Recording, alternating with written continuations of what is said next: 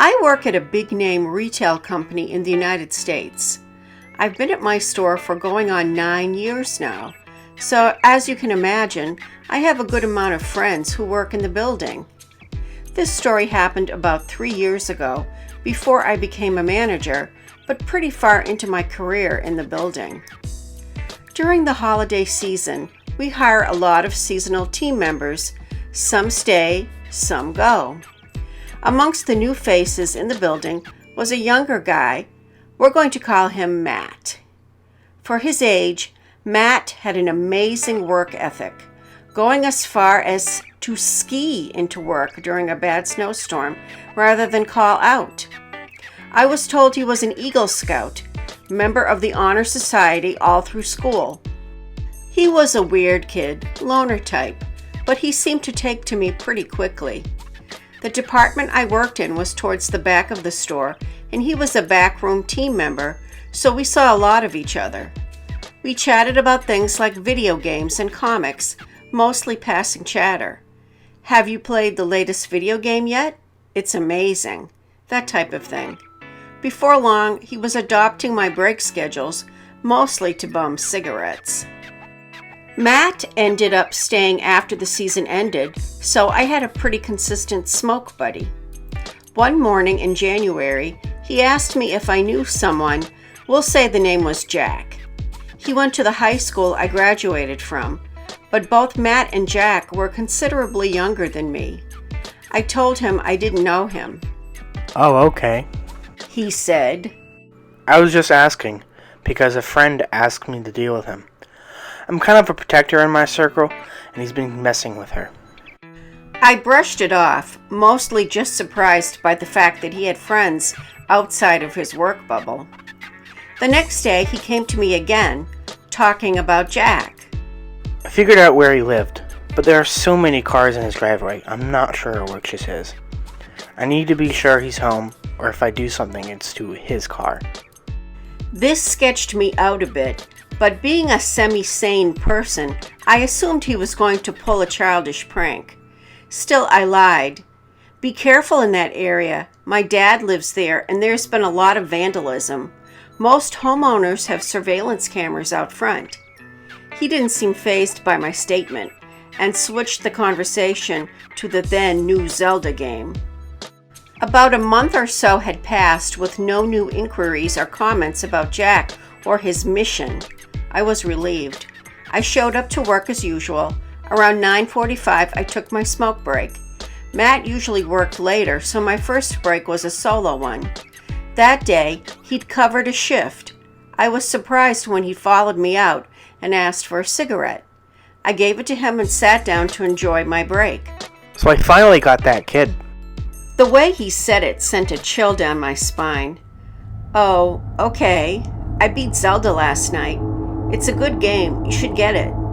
I tried to change the subject, but I could see he was going to continue talking. Do you know what ricin is? I admit I hadn't, so I shook my head. I wish I could say I still don't. For those of you who also don't know, from what I am told, ricin is a particularly deadly poison with no scent or taste that, when ingested, can be lethal within 3 days. Not a Breaking Bad fan, I guess. I shook my head again, but by then he was already rattling off how to make it and what it did. It's lethal, odorless, and tasteless. No antidote either. I put it on a scratch and sniff card and walked it to his house last night. His birthday was recently, so he shouldn't be surprised by it. Right away, a million thoughts rushed into my head. I come from a large, close family. If I had a card in my mailbox, hand-addressed, and without a return address on it, I know for a fact that one of my siblings or parents would have opened it. As much as I wanted to believe he was just trying to sound like a badass, I couldn't bring myself to leave that to chance. I pretended I hadn't heard him, continued my Zelda talk, and headed back in. Once inside, I alerted my direct supervisor and sat in an office to call the police. 2 plainclothes detectives came in shortly after and questioned me pretty extensively. They agreed that it was more than likely not true, but we're glad I reported it regardless, and we're on their way. Matt worked through the rest of his shift and left with another backroom team member. Shortly after they left, the detectives returned. The card that was in the mailbox had something in it, but they couldn't be sure what it was. It had to go to a lab for testing.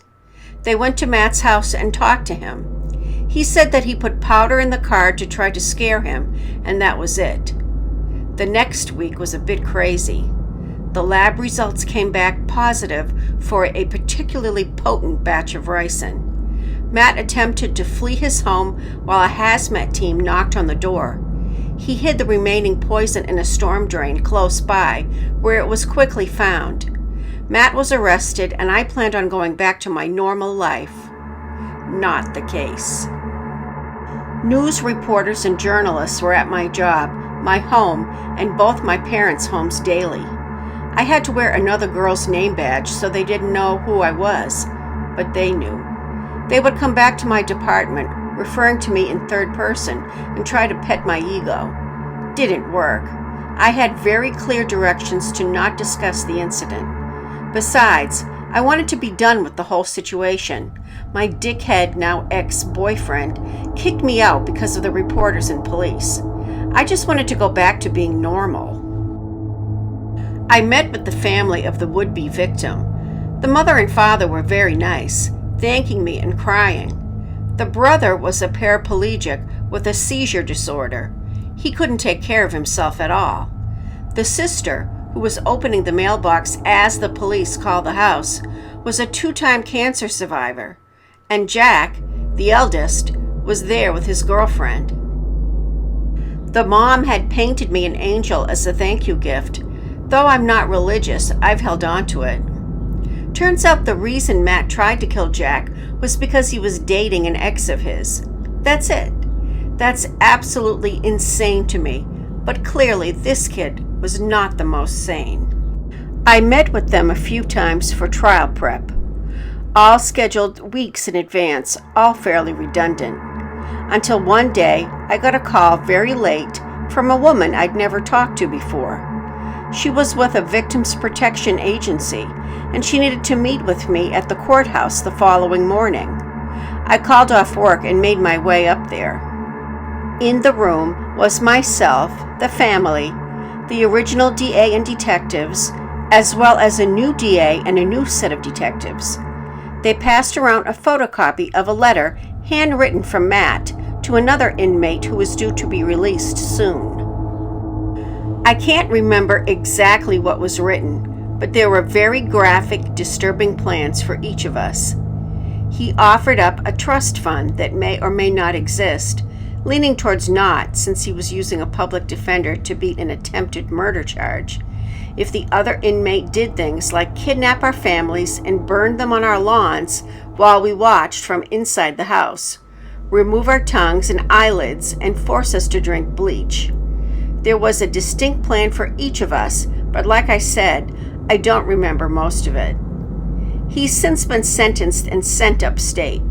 His trial seemed to go on forever, finally ending a few months ago. I don't think he's been charged for the second case, the threatening letter to the other inmate, just yet. But I'm not supposed to go to those trials, so I may never know. CreepyMina here of the Worst Nightmare channel. I hope you enjoyed that story about an Eagle Scout turned attempted murderer. I wanted to offer everyone a short video in case you found the one I uploaded yesterday to be too long. It's a very good story. It's called Pam.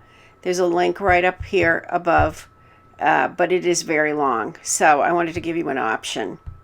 So, as usual, please do give me a thumbs up. Subscribe if you haven't already. Leave a comment below.